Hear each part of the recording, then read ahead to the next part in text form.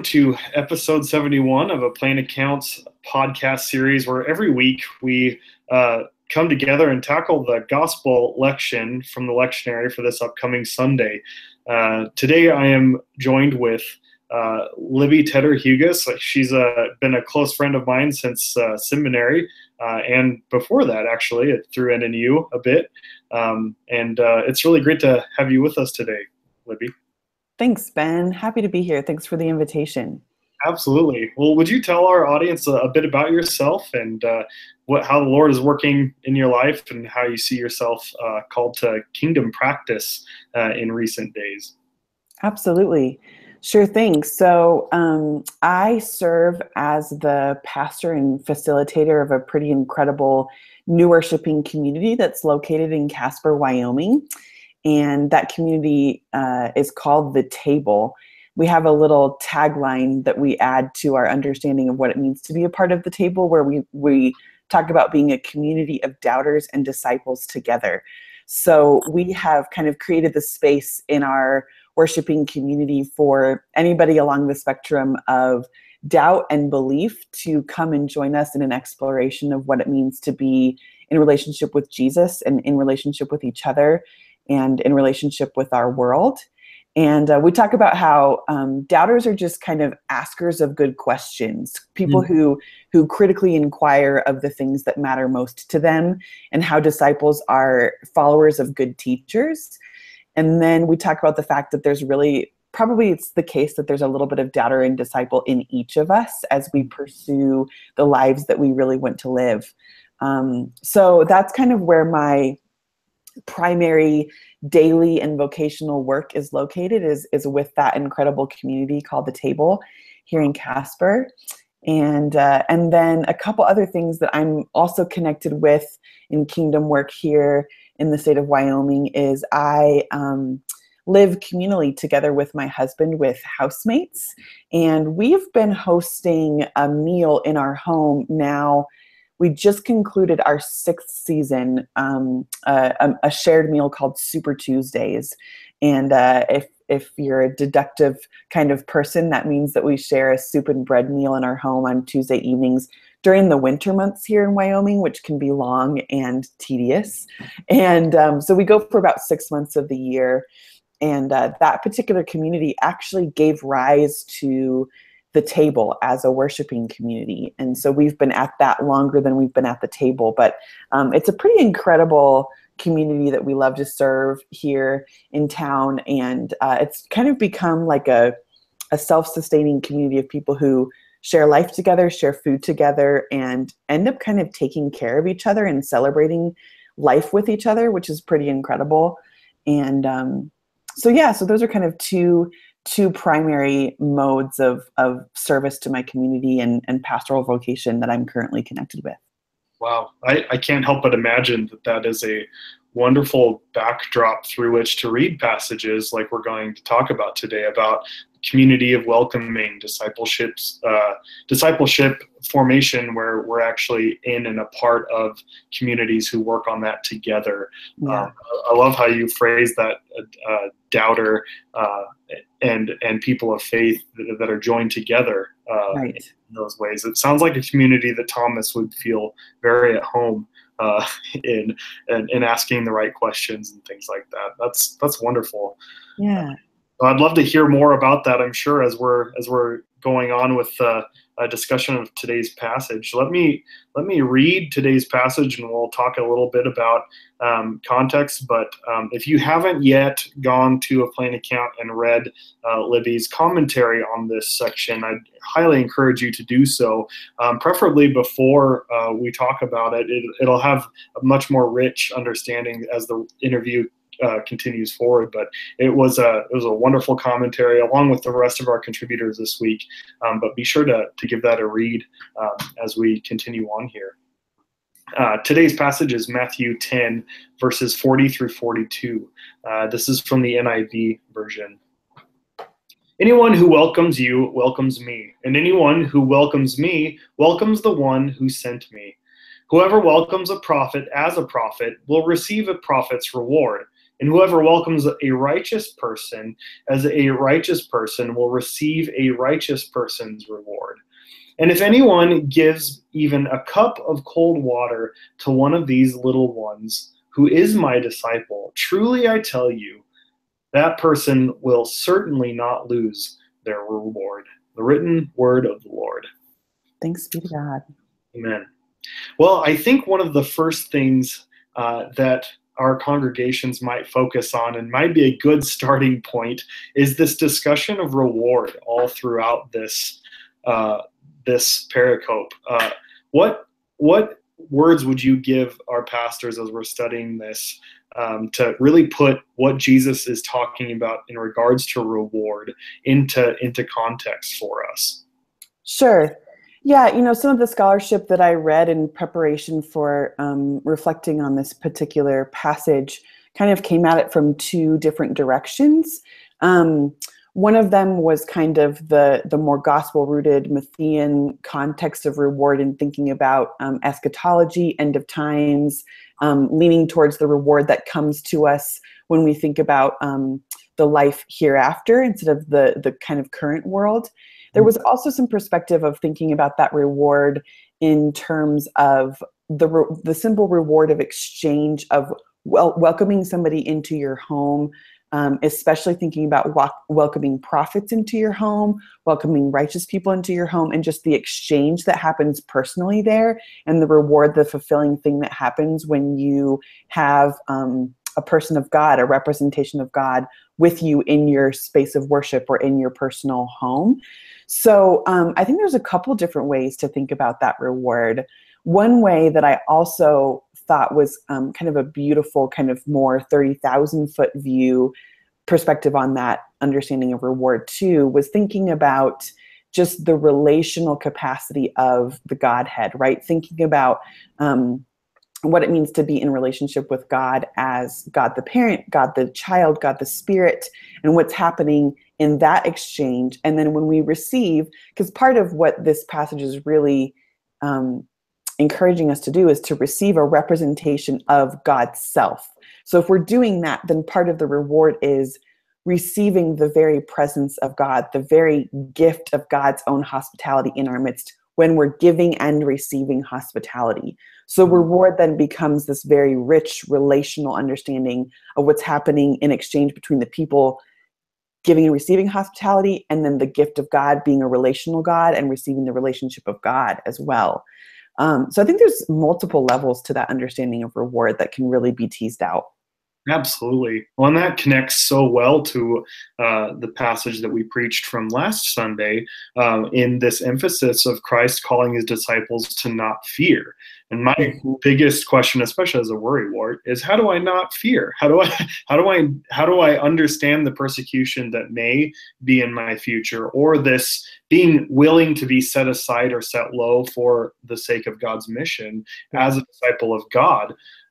That reward then is to understand that I am one in God's presence as a sent one, and you highlighted this in your commentary, as an apostle, a sent one of God into the world. It's not just I'm carrying this arbitrary static message, but you are inhabiting the presence of God. You're being caught up in the life of God as you're going about God's mission. And so that in and of itself should be a huge reward for us disciples, that we are able to participate in the presence of God in this work. And that in and of itself should not lead us into fear. It's a stark, Jesus doesn't mince his words in this passage, right? I mean, there's a sense in which if you put these last couple of verses in the context of kind of this whole missionary discourse, we're being challenged to really take to heart that if missionary work is our call, if being ambassadors of Jesus is our call, it is not going to be easy. It's going to come with challenge. But that fear part, as you've so aptly named, that fear part then is dissipated when we recognize that it is the presence of God that we are carrying with us into these scenarios in which that fear becomes there's reward on the other side of the fear, I think is what I'm attempting to get at. That at the risk of being ambassadors and representatives of Jesus in the mission of God, it's not that fear isn't going to be a part of that work, but that reward comes in the daring, in the willingness to go, in the willingness to be the representatives. Wow, that's powerful. Gosh, and there must be a submission or a deep willingness for that. If what Jesus says might be our reception in the world, if it's as stark and as hard as it may be to be a disciple, that willingness needs to be at the center of everything that we do. Yeah. One of the other things that you mentioned, I think, in tandem with that, is that we have boundaries in our own world that we're like, okay, our hospitality can really only go this far, right? Yeah. And it's really defined by a lot of the parameters that we put in place, and not necessarily what Christ puts in place or the life of God puts in place for our hospitality. Yeah. Jesus says, are not two sparrows sold for a penny. The first thing that hit me afresh in that statement is, well, who first valued sparrows at a penny? Who even created the penny in the first place, right? It's humanity. So Jesus is almost calling in our boundaries or our value status for things, when God, the creator, cares deeply for all of creation, even sparrows in their life and death. So how much more would God value us as his creation than the parameters we might put onto it? Yeah. And so I hear that in what you're talking about with hospitality, in that we put a lot of value or parameters on our definition of hospitality, but Christ is really calling us to a very different mode of hospitality than we might be comfortable with. Yeah. I love the example of hospitality you put in your commentary about a reception that led to persecution and really cultural opposition for this gentleman. Would you expound a little bit about that for our listeners, and maybe how that might look in today's world if the church really grabbed onto what Jesus is calling us to in regards to hospitality? Sure. Yeah. So the story that I kind of lead in my commentary with is one that takes place a little over a decade ago between an American Navy SEAL and an Afghan tribal member who lived kind of in a rural area. And essentially what happens is this U.S. Navy SEAL named Marcus Luttrell is kind of the only survivor of this particular attack, and he happens upon this village. And a man named Muhammad Gulab actually gives him shelter according to the code of his tribe that is called Pushtun Wali.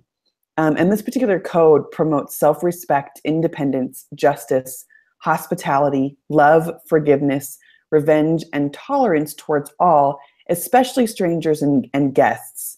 And so, kind of bound by this tribal code, Muhammad extends both protection and hospitality to Marcus at the risk of his own family's life, and then offers sanctuary to him, and ends up kind of saving Marcus's life by alerting U.S. forces who were able to come in and rescue Marcus. And then in the long term, Marcus and Muhammad actually become friends. Marcus goes back to thank Muhammad personally for saving his life. And long story short, Muhammad ends up immigrating to the States with his family because of the risk that he had taken. He was being persecuted for taking this risk in saving Marcus's life. And the power of this story to me, I mean, there's multiple levels, right? But just the fact that this particular person, at the risk of his very own life and his very own family's safety, practices this radical hospitality and says, I'm honor bound to this code to live by this, and he does it, and ends up saving a complete and total stranger. And really,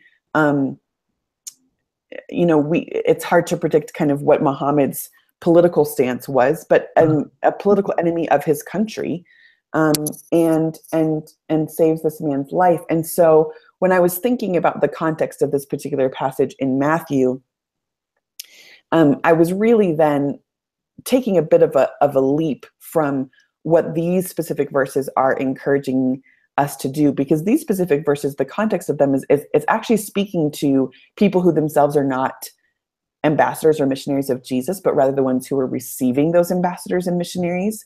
And so what is it like to be the ones on the receiving end of bringing in people into our space to say, sure, I can take care of you for a time, and wanting to really expand that view and say, as Christians, by what code of hospitality do we live as representatives and emissaries of Jesus? To what extent are we willing to take the code of hospitality that we've been radically welcomed into? What does that mean for us? And so that's kind of where I made that comparison in asking us, okay, so now if we are going to live by this, we're not, this passage says literally a cup of cold water offered can be the task by which we receive the same reward as prophets and righteous people.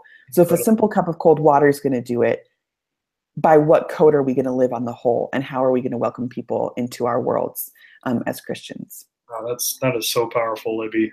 The way that you solidified that, at least for my reading of your commentary, was all encapsulated in that final one of your final phrases that said, "Are we forcing people to kick the dust off of their feet when they leave our communities or our congregations?" Yeah.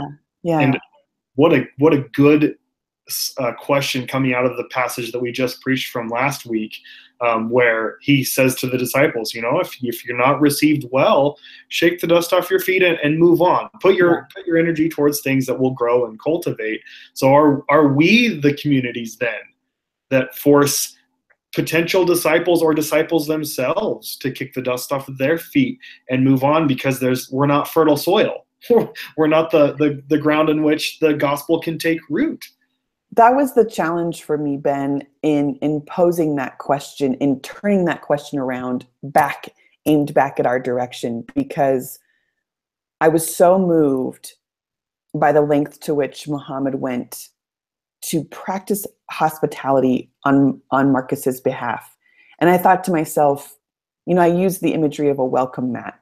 I have a welcome mat that sits outside of my front door.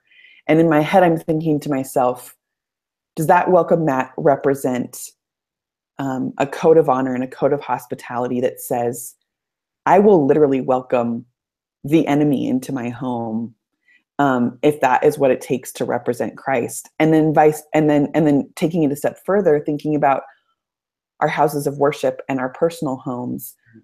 When people step across those welcome mats, do they represent what we say they represent? Do they represent the kind of welcome that's talked about in this passage and that Jesus is challenging us to? And if they don't, are we forcing people to shake the dust from their feet when they leave our homes and our houses of worship because they weren't actually welcomed? Right. And so this is the extreme of the gospel. The gospel is not a platitude. It's not a simplicity. It's not, it is a radical invitation that requires us to engage with a hospitality that might actually make us pretty uncomfortable when we're honest. Absolutely.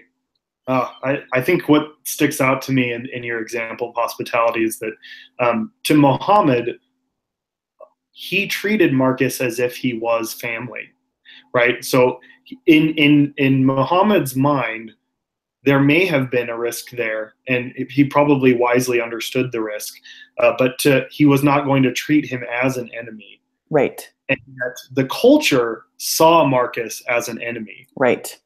And that's why he was persecuted. So that's a stark comparison for myself, as in, yes, I may not see a person as an enemy, but maybe people in our congregations themselves, or people on the outside, or the denomination as a whole, wherever we see ourselves in kingdom practice, they may see them as an enemy and respond accordingly.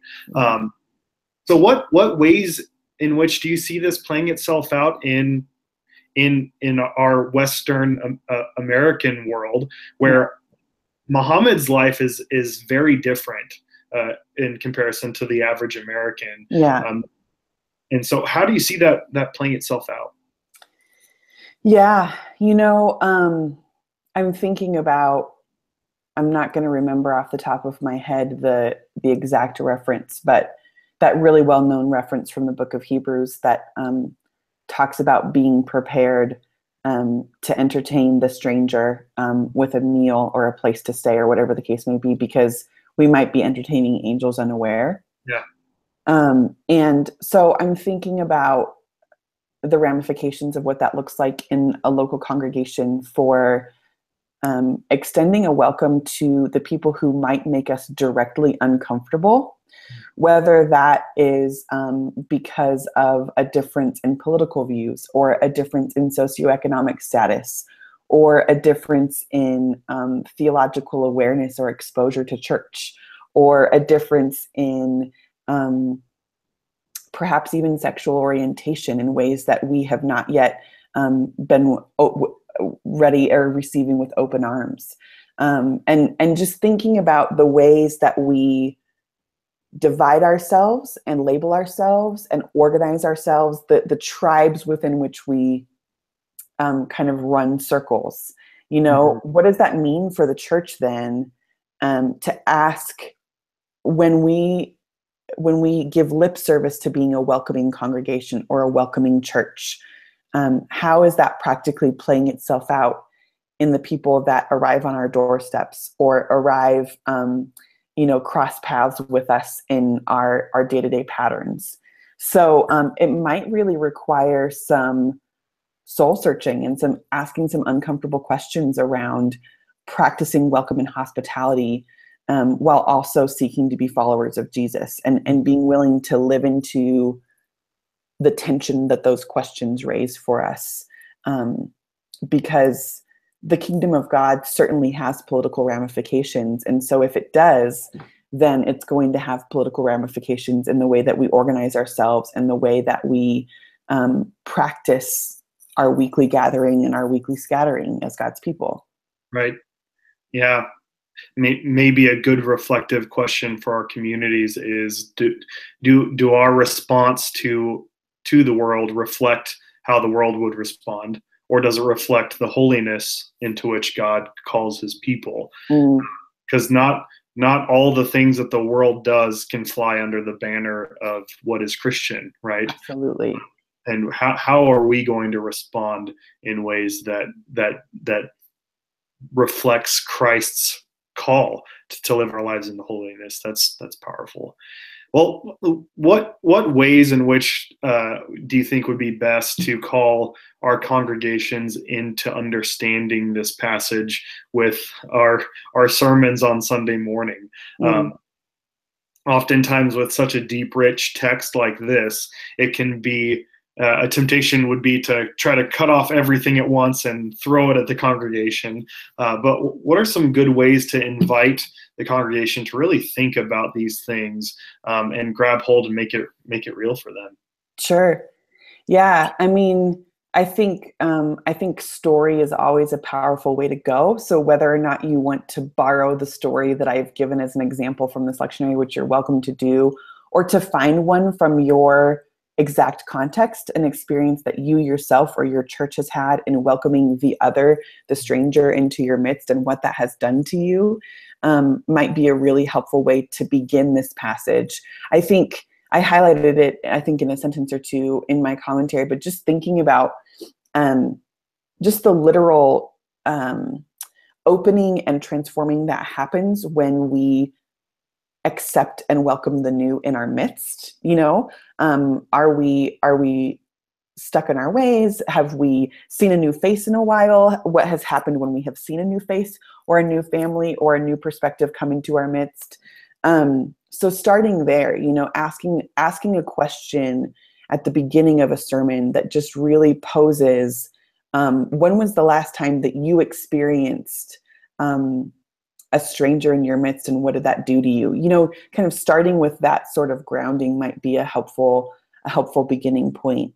And then, of course, you know, imagery around the various acts of hospitality that are named here. Again, what's being named here are not extreme acts of like ethical heroism. It's basic stuff. It's meeting basic needs. So maybe there would be imagery around meeting basic needs and ways that has transformed you or the community. Let's see here. I'm trying to think of a couple other examples. I think it is important with this particular, you know, just short couple of verses that it be placed in the greater context of the missionary discourse, and that the distinction be made, because it was interesting to kind of do the research behind this passage to recognize that Matthew was really getting at the heart of saying every person has a role to play. So, you know, this chapter 10 is highly focused on the sending of the apostles and the nature of missionary work. And yet it ends with this perspective of like, if you're not called to be an apostle and to be a missionary, then when you receive those missionaries, you're going to participate in the reward. So putting into context that like every part of the community matters, I think would be a helpful handhold too. Let's see here. I like that in a congregation that has a lot of senior adults. The temptation for them is to see themselves as not needed, or secondary labor at best in the call of the kingdom. When really their wisdom, their guidance, and the things that they do can be so much. So substantive to the work of the rest of the kingdom. And so we're reminding them, and there are many who fit that role, senior adults and non-senior adults, who feel like they are just secondary or additions to that mission, when really everyone has a role. Everyone has a part that they can play. Oh, absolutely. I think that's why these couple of verses are a beautiful one to preach, because it's, you know, it brings up the imagery of the body of Christ. Like no part is more sacred than the other. No part has hierarchy over the other. So whether or not there's kind of these brave, you know, highly called missionaries who are out there doing incredible work, or even, right, the gift of, as a pastor, saying this to our congregation and saying, the role that you play, the reception that you give as a hospitable person in our congregation matters just as much. Right. And also making the distinction between, this is a passage that doesn't just challenge us to advance the cause of Jesus. This is a passage that invites us to advance and represent the presence of Jesus. So we are not just out there kind of as Christian ambassadors with the Christian flag and our Christian pin on our lapels. We are literally embodying the love and presence of Jesus every time we receive and give hospitality. Yeah. That's wonderful. Well, I think that is a powerful way to conclude our discussion on this passage. Are there any final words you'd like to give our preachers or those who might be reflecting on this passage for personal devotion, or just in general, those people who feel called into this form of hospitality and welcoming?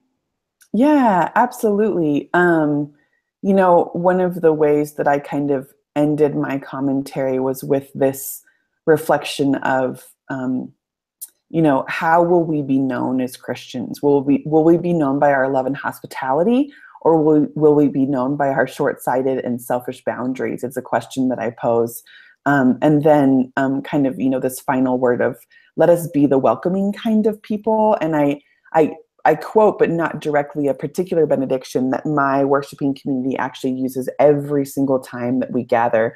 It comes from Robert Benson's Little Book of Daily Prayer, I think is the name of it. Let me get that right. It's Daily Prayer, a little book for saying the daily office. It's technically out of print now. The copyright is 2006, but Robert Benson writes this little book that it was actually a formative book for me in seminary. It was one that we prayed through in communal prayer on a weekly basis, and there's a benediction in there that I think sums up this passage beautifully. The benediction says, "Let us go now to love and serve each other, so that those to whom love is a stranger might find in us generous friends." Wow. And it's been a formative benediction for our community. It's been a formative prayer in my own life and my own personal practice of hospitality as it takes place in my home and my marriage. And I think it sums up so powerfully what this passage is getting at, because again, that whoever welcomes, whoever receives, right? We are representing the work of Christ in practicing that kind of hospitality that says to the stranger in our midst, you are welcome here, and you don't have to be a stranger to love, because my generosity and my hospitality are going to represent to you the very presence of Jesus. Amen. Well, that's powerful. If anything, I might steal that benediction at least. Definitely. Please do. Well, Libby, thank you so much again for your wonderful commentary and your time to be on our podcast today. I'm sure our listeners will benefit greatly from your contribution. Oh, such an honor and a pleasure, and good to be with you. And may God's people be enriched by the preaching of the gospel this Sunday. Amen. Amen. Well, for those who are listening, please subscribe to our mailing list for further updates. Plain Account is going through some growth and maturing as we are making an addition for liturgical resources.